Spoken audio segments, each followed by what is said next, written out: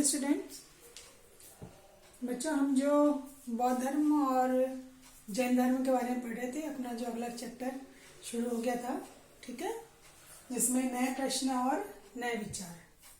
तो उसी में हम बच्चों पढ़ रहे थे महावीर स्वामी के बारे में कि गौतम बुद्ध के समान ही इनका 2500 वर्ष पूर्व जो है इनका जिक्र आता है। और ये जैन धर्म के 24वें तीर्थंकर, जो जैन धर्म के प्रमुख रहे हैं गुरु, वो तीर्थंकर कहलाते हैं। 24वें तीर्थंकर थे ये और अंतिम, ठीक है, जो उस समय संघ बना करते थे। तो वज्जी संघ के और लिच्छवी कुल के ये जो थे क्षत्रिय राजकुमार थे, मतलब ये भी एक राजा के बेटे थे। पर सत्य की खोज के लिए, सत्य का ज्ञान करने के लिए ये भी 30 वर्ष की उम्र में अपना गृह त्याग करके और चले गए थे। और फिर बाहर जाकर के इन्होंने 12 वर्ष तक जो तपस्या की, अकेले जीवन बिताया, सत्य की खोज की, और फिर उनको सत्य की खोज इनको हो गई। तो इन्होंने फिर अपने उपदेश, अपनी शिक्षाएं जो लोगों को सरल भाषा में देने का प्रयास किया, जो प्राकृत भाषा में सरल जीवन जीने की इन्होंने जो लोगों को शिक्षा दी। तो ये प्राकृत भाषा जो है ये पूरे भारत में अलग अलग क्षेत्र में अलग अलग नामों से प्रचलित हुई, ठीक है। जैसे प्राकृत है, मगधी है, उसको उसके नाम से जाना गया। ऐसे अलग अलग रूप में अलग अलग जगह ये प्रचलित हुई। तो इनकी जो शिक्षाएं थी उसमें अधिकतर जो मौखिक रूप में, उसको लिखित रूप तो बहुत बाद में मिला, मौखिक रूप में ये शिक्षाएं जो थी लोगों के पास तक पहुंची। और धीरे धीरे लोग इनकी शिक्षाओं से, उपदेशों से प्रभावित होकर के और इनके शिष्य बनते चले गए। इनने जो शिक्षा दी उसमें एक था कि अगर सत्य को पाना है, सत्य का ज्ञान करना है, सत्य की इच्छा अगर रखते हो तो उसके लिए गृहस्थ जीवन में नहीं, आपको गृहस्थ जीवन का त्याग करना पड़ेगा, गृह का त्याग करना पड़ेगा, तब आपको ये सत्य की खोज जो है वो आपको हो पाएगी। तो सत्य की इच्छा पाने वालों को गृह त्याग करना चाहिए।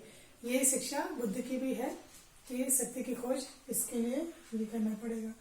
फिर अहिंसा के नियम, अहिंसा यानी हिंसा ना करना, ठीक है। अहिंसा के नियमों का इस धर्म में बहुत कड़ाई से पालन करना होता है। मतलब छोटे छोटे जीव की भी जो है वो रक्षा करनी चाहिए। जीवों में दया होती है, हर जीव जीना चाहता है, ठीक है, सभी के पास जीवन होता है। हमें सब छोटे छोटे कीड़े मकोड़े जो होते हैं ना, उनमें भी जीवन होता है। तो इनका भी हमें आदर सम्मान करना चाहिए। जीवों को कष्ट नहीं देना है, ठीक है, और उनकी हत्या भी नहीं करनी है। ये इनकी शिक्षा थी।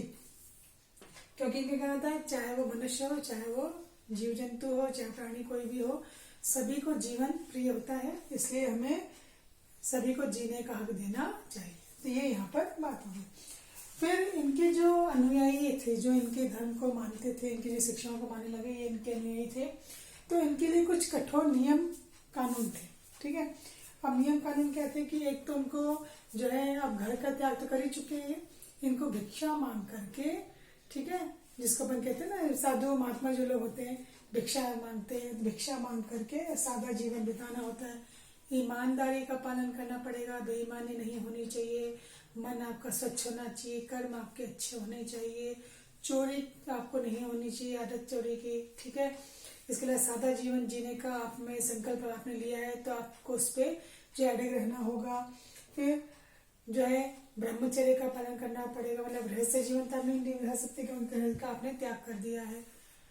और पुरुष वर्गों के द्वारा जो है एक कठोर तपस्या के तहत जो है वस्त्रों का त्याग भी करना है, ये इसमें।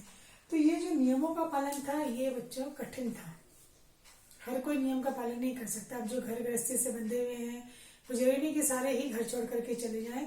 तो कुछ लोग नहीं भी जाते थे, कुछ लोग जो है वो घर छोड़ करके और चले जाते थे। और ये कठिन थे, फिर भी एक नई जीवन शैली को अपनाना, एक नए जीवन को पाने के लिए लोगों ने घर का त्याग भी कर दिया। पर कुछ लोग ऐसे थे जो घर का त्याग नहीं कर सकते, उनकी जिम्मेदारियां बहुत हैं, परिवार में सदस्य हैं जो भी हैं, तो वो घर पे रह करके ही ये जो भिक्षु होते हैं, जिनको भिक्षु भिक्षुणी कहते हैं, इनके लिए भोजन का प्रबंध करना, ये मतलब दूसरे तरीके से जो है इनकी मदद करने को तैयार थे, सहायता करने के लिए। अधिकतर नियम जो पालन किया गया है व्यापारियों के द्वारा, इसकी पालना जो है वो की गई थी। और किसान लोग तो पालन नहीं कर पाते थे इसके, क्यों? क्योंकि किसान का काम ही ऐसा है, जमीन में मिट्टी में काम करना है। मिट्टी में तो असंख्य कीटाणु होते हैं, अगर वो हल चलाना छोड़ देगा तो फिर खेती कैसे होगी, अनाज कैसे पैदा होगा।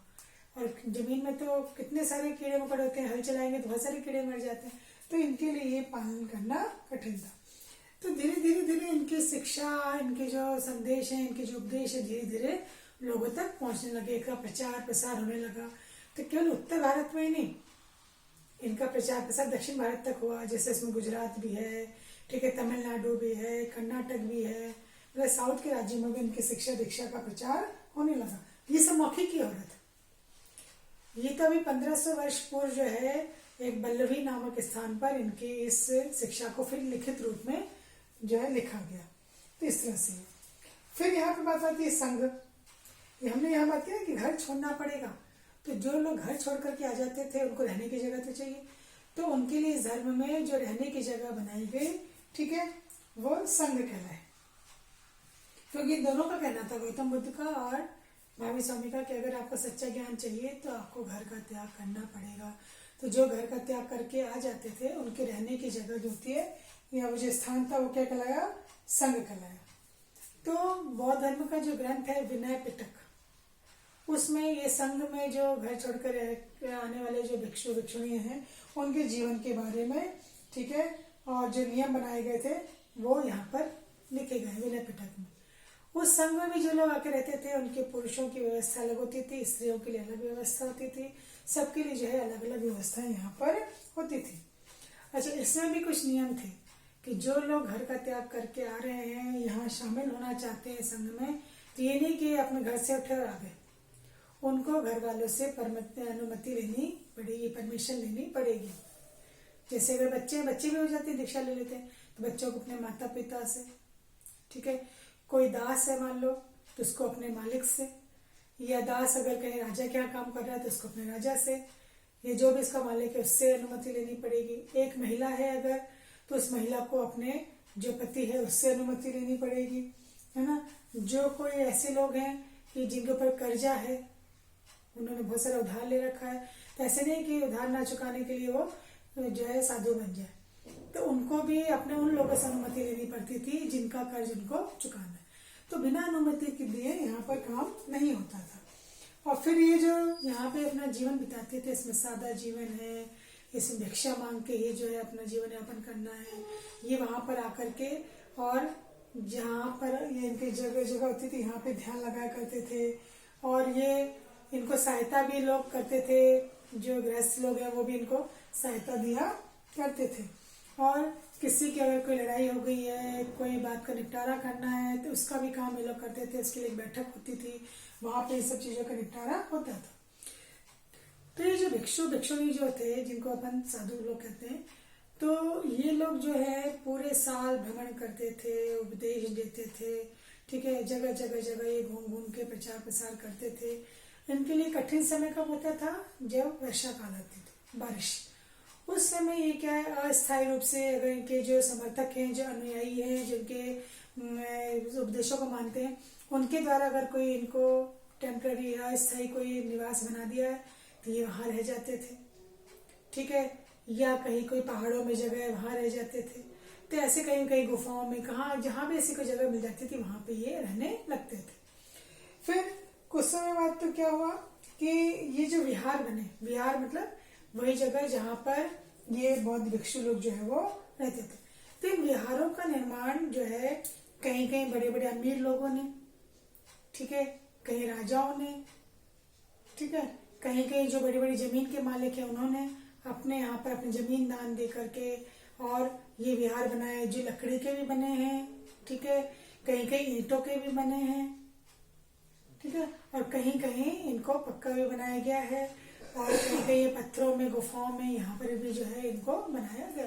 तो ये अलग अलग तरीके से यहाँ पर ये विहारों का निर्माण हुआ है, जहाँ पर ये रह करके अपने भिक्षु धर्म का पालन भी करते थे, ध्यान लगाते थे, अपना पूजा पाठ का समय भी वो यहाँ निकालते थे, और भिक्षा लेकर के और अपना जीवन चलाते थे। तो ये जो है स्थिति, ये सब किसकी है? जैन धर्म और बौद्ध धर्म की अपन बात कर रहे हैं। तो ये जैन धर्म में विहार में ये मतलब ये विहार चैत्य कहलाते थे, जो इनके पूजा ग्रह भी थे और इनके रहने के स्थान भी थे, जहाँ पर रह करके ये अपनी शिक्षा दीक्षा लोगों को, तो दूर दूर से लोग आकर के इनके अनुयायी हो जाते थे और इनकी जो है शिक्षाओं को अपनाते भी थे। और धीरे धीरे धीरे ये बहुत सारे क्षेत्रों में फैल गया और इसका पालन करने वाले आज भी बहुत लोग हैं जो जैन धर्म को और बौद्ध धर्म को मानते हैं। बौद्ध धर्म तो अपने देश से बाहर भी गया गौतम बुद्ध के उस समय, ठीक है, क्योंकि इसका प्रचार प्रसार दूसरे देशों में भी हुआ। तो ये जैन धर्म और बौद्ध धर्म का आपने इसमें अध्ययन